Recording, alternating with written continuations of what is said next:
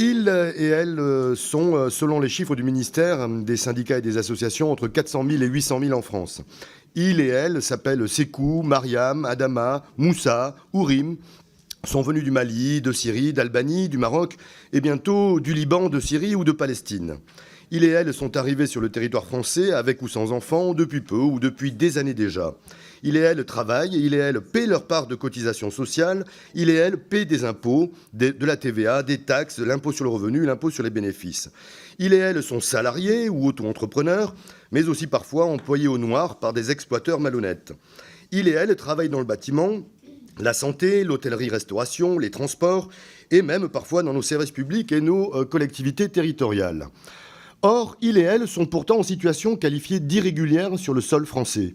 Ils et elles sont aussi maintenus dans une condition inhumaine de personnes sans droit ni titre et susceptibles à tout moment d'être frappées d'une OQTF scélérate.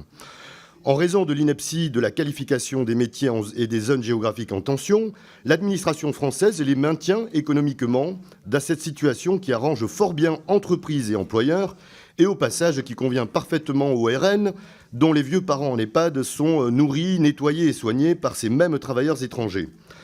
Quel recours administratif reste-t-il à ces gens qui contribuent tant à enrichir notre pays, mais que notre pays a asservi cyniquement en les maintenant dans la terreur de tomber sous le coup de l'infâme loi Asile et Immigration qu'ont voté dans le même enthousiasme macronistes et lepénistes?